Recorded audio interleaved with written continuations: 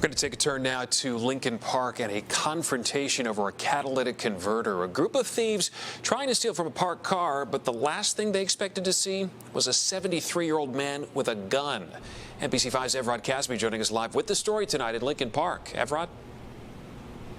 Well, Stefan, the thieves were likely scared away when the owner of that vehicle started shooting at them. I got a chance to talk to a couple who lives right near where all of this went down. They say that they heard a lot of commotion, and they and other neighbors came outside and then heard gunfire. And believe it or not, this is not the first time that parts from cars were stolen on this block.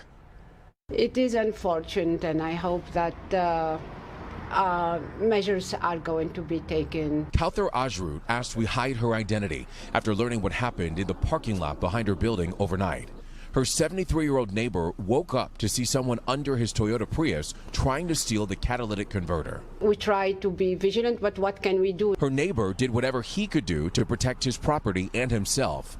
Thinking the thief had a weapon, he fired several shots. The thief ran off into an awaiting car, which crashed into this Volvo in the back alley as they got away. I would not be surprised that there is people trying to steal something. We had our converter get stolen. 1 year ago, thieves were successful stealing the part from Kauthar's car, also a Prius. She's taken extra steps to prevent it from happening again and advises others to do the same. We had to invest in alarm and install some device so then it will not be removed anymore.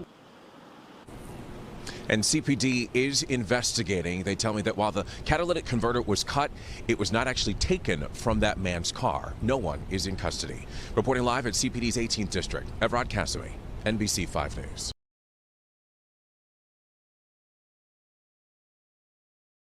Morning, prosecutors say they will not charge a man who shot and killed a 12-year-old who he believed had stolen his truck. This happened on Denver's west side. Fox 31's Jim Hooley is on it live this morning. Morning, Jim. Kirk, good morning. And all this happening on the west side here at 10th and Federal not too long ago, but prosecutors have been looking at the evidence, and apparently they now believe that they don't have the evidence to take all of this to trial and win. So this man will not be charged for killing the 12-year-old in his stolen truck. Here's the very latest, and here's how this case developed. The man's truck was stolen from the east side of Denver the night of February 5th, but the owner was able to use a tracking app that he had, and he found it here on the west side.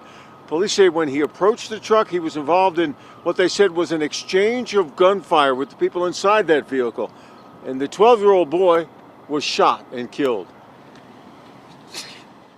The obvious out for him is self-defense, because in the state of Colorado, we do not allow the application of lethal force to recover property. And there's good reason for that. But if they threatened him first, if they shot first, it feels like a pretty good make my day kind of, but it's not make my day, but self-defense law. The Denver District Attorney's Office said in a statement that they didn't feel they could prove guilt beyond a reasonable doubt. Police have not been able to track down the others who were inside the car with the 12-year-old that night. They ran after the shooting, so they could not be questioned. Their side of the story could not be told. The man who shot and killed that 12-year-old has not been identified, and once again, he will not be charged. On the west side this morning, I'm Jim Hooley, Fox 31.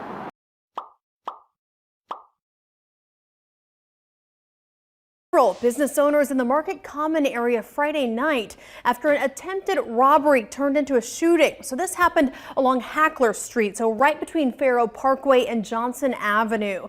Our Julia Richardson has been in this area all day and actually spoke to a nearby business owner. And Julia, I understand this business owner actually got some video before and directly after that incident on security camera. That's right, Rachel. So I spoke to the owner of Ice Green Fix, which is just a few doors down from Jacob the Jeweler, where the incident actually happened. But security footage caught the suspect walking in and running out of the store, all in about 20 to 25 seconds. Watch your screen carefully. You can see in the top right corner a man walk into a store slowly. That store is Jacob the Jeweler. Seconds later, there are gunshots.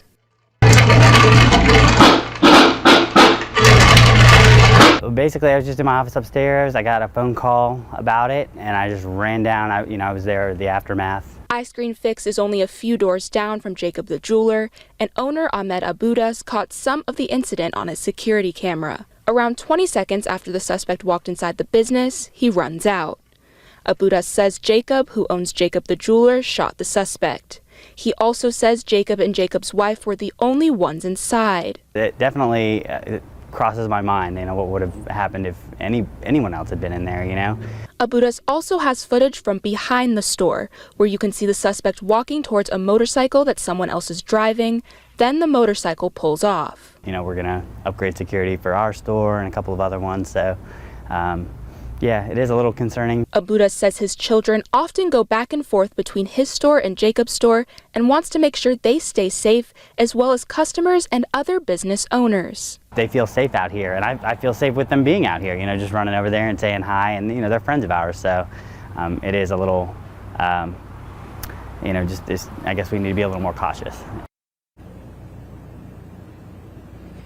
And I did try to speak to Jacob today, but I wasn't able to get a hold of him this afternoon. The Myrtle Beach Police Department also says the suspect is still receiving treatment, but does not have any updates on the person's condition.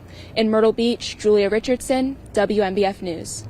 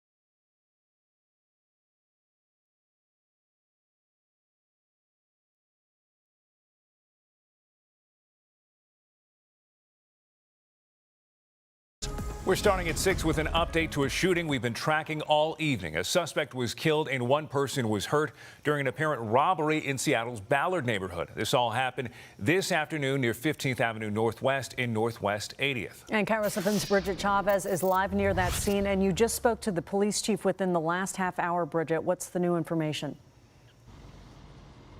Yes, Monique, Chief Diaz did provide us with some new information. We know that the suspect entered this smoke shop just after 4 o'clock and fired at an employee who was working behind the counter. That employee then fired back and injured the suspect. That suspect did succumb to their injuries and died here at the scene. We know that when officers arrived, they did try to save him, but were unsuccessful. We're going to show you video now that we shot earlier when we arrived here on the scene. We know that the employee is now being treated for his injuries at Harborview Medical Center, and the chief tells us that he was shot in the lower part of his body. And again, we don't know an update on his condition at this point, but the chief also says that people stepped in to help. He says that they used belts as tourniquets until first responders could arrive here on the scene. Again, there's still a lot of unanswered questions here, but here's what the chief had to say. At this time, what it appears is a 30-year-old male suspect entered the business, attempted to rob, shot an employee. The employee also returned fire, and the suspect has now succumbed to his injuries. Right now, the employee is actually being treated with a couple gunshot wounds. We're very grateful for community members actually use belts to provide some life-saving measures, and then officers then replaced it with tourniquets, and hopefully that'll help make the recovery for the employee. There is still very much a large police presence here, and we know that officers will likely be on scene for at least the next couple of hours, if not longer, processing this scene. We've seen officers in and out of here Crime tape is still up. Again, they're still processing this scene. Again, like I mentioned, this is a developing story, so we'll have more updates for you as we continue to learn more information. Reporting live from Ballard, Bridget Chavez, Cairo 7.